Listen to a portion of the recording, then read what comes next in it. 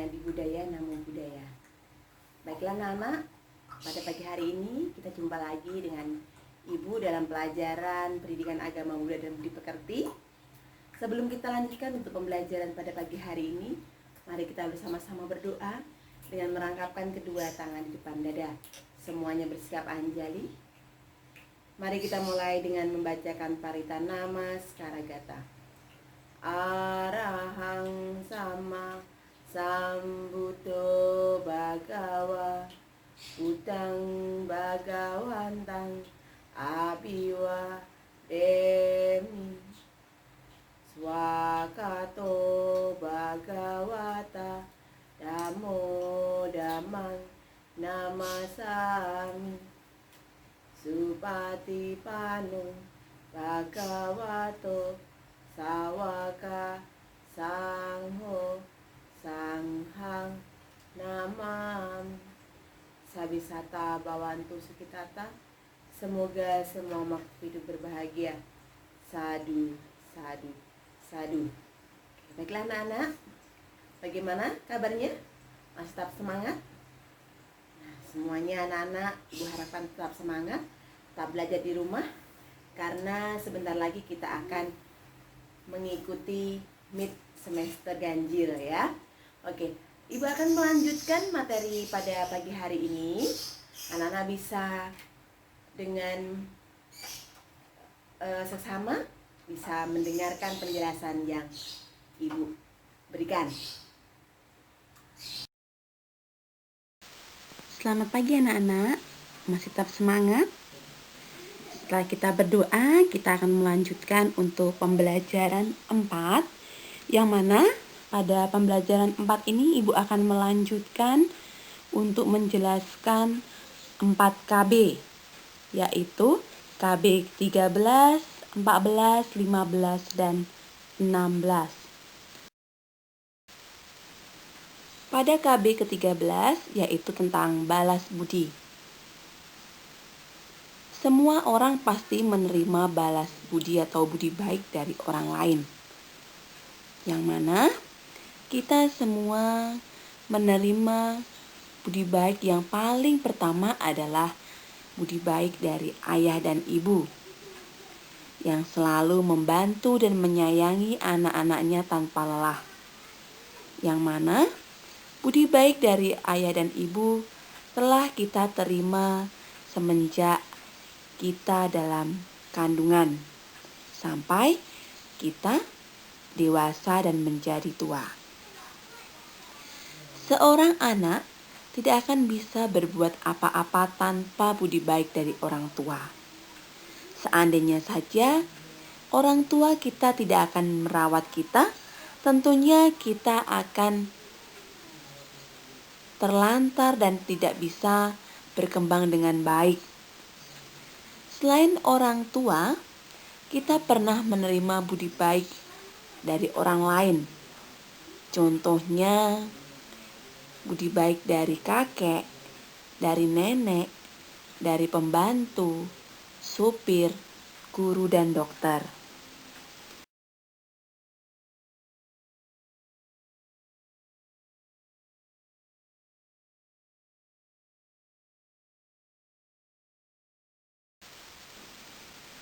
Semua orang tidak dapat hidup tanpa bantuan orang lain atau lingkungan sekitarnya.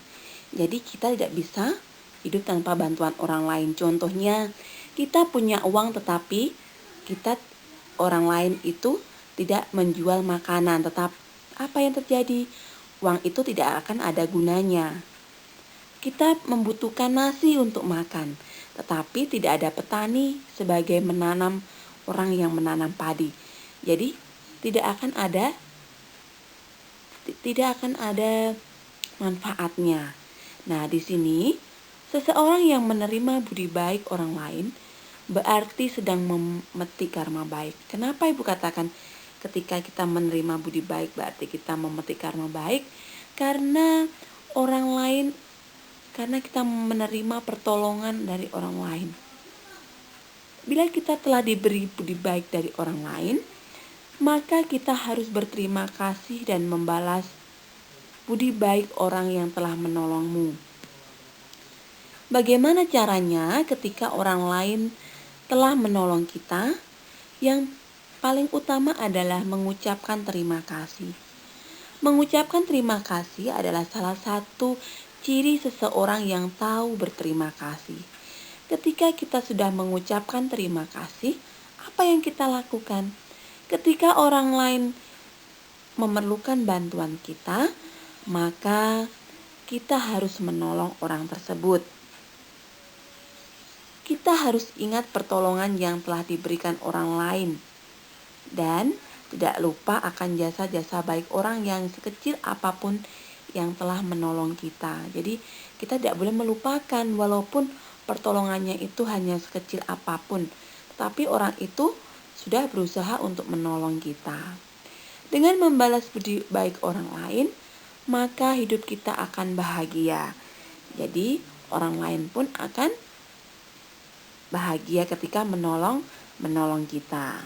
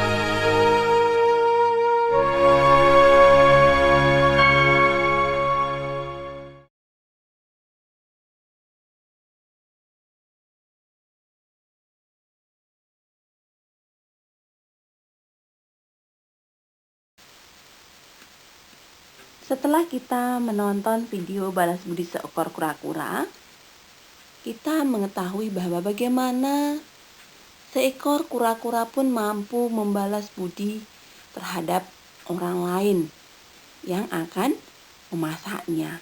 Nah, di sini kita akan belajar bagaimana seekor binatang pun bisa melakukan hal tersebut. Kenapa kita tidak ya? Oke. Selanjutnya Ibu akan melanjutkan untuk di KP 14, yaitu tahu berterima kasih. Tahu berterima kasih artinya sadar dan ingat pertolongan dan jasa-jasa orang lain. Jasa kebajikan sekecil apapun yang telah kita terima, berkewajiban untuk membalasnya. Banyak cara yang dilakukan untuk berterima kasih. Salah satunya adalah dengan cara mengucapkan terima kasih saat diberi sesuatu oleh orang lain. Ketika orang lain memberikan sesuatu kepada kita, seperti makanan ataupun hal-hal pertolongan yang lain, kita wajib mengucapkan terima kasih sebagai ucapan orang lain yang telah menolong kita. Yang kedua contohnya adalah menjaga pemberian dari orang lain dengan merawat sebaik-baiknya. Kalau orang lain sudah berusaha menolong kita, contohnya dengan memberi makanan, maka makanan itu selayaknya kita makan dengan baik dan tidak boleh dibuang. Karena apa? Orang lain sudah dengan berusaha untuk menolong kita. Kemudian selanjutnya mengucapkan terima kasih saat diberi sesuatu oleh orang lain. Dan kita harus menghargai pemberian tersebut seperti yang Ibu telah jelaskan tadi.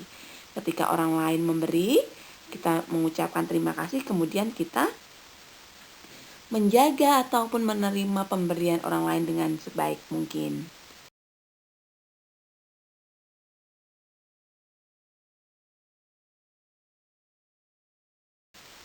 Di KB 15, baik hati dan lemah lembut.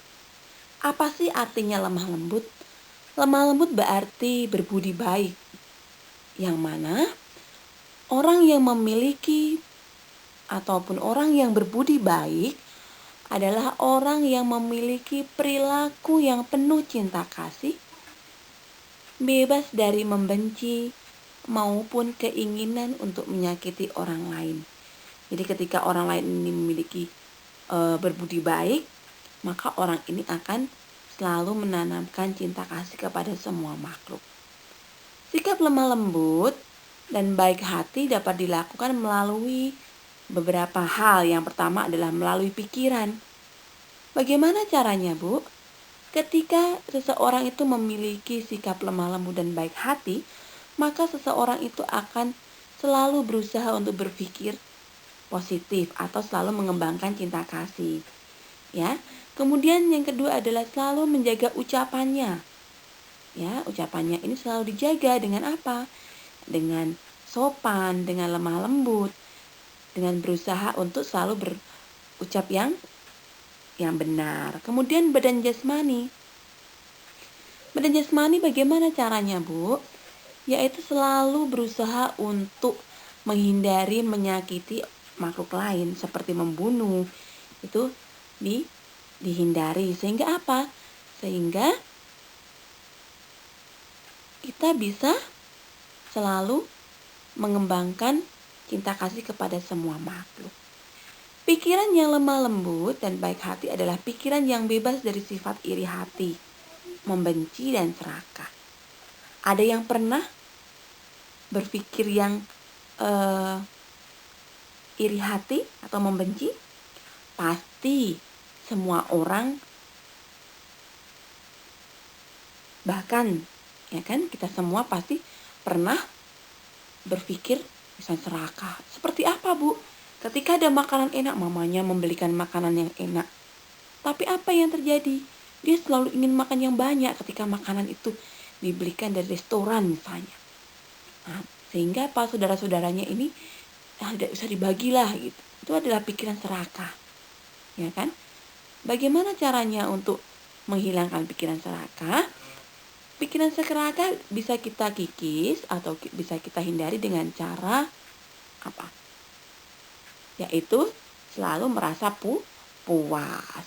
Jadi kalau makan, entah itu makanan yang enak atau tidak enak, kita bersyukur, merasa puas. Itu adalah menghindari dari serakah, ya. Nah.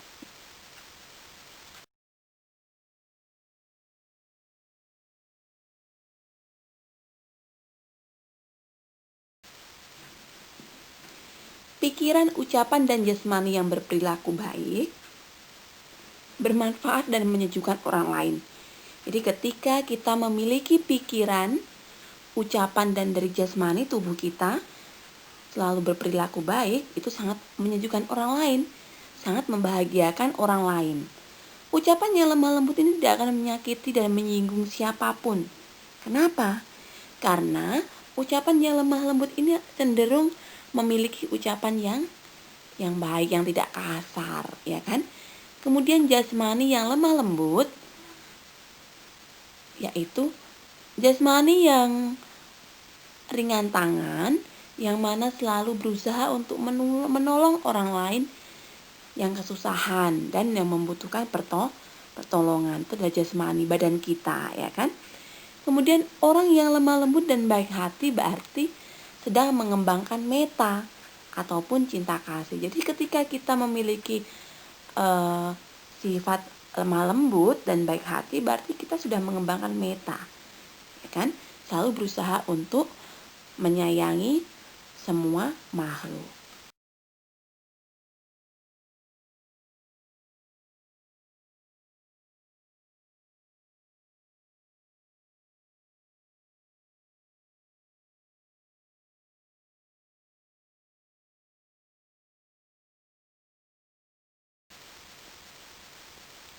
Baiklah, Ibu akan melanjutkan di KB 16, yaitu belajar lemah lembut dan baik hati. Setelah kita tadi mengetahui bagaimana baik hati dan lemah lembut, kita harus belajar bagaimana caranya kita bisa untuk menjadi orang yang lemah lembut dan baik hati.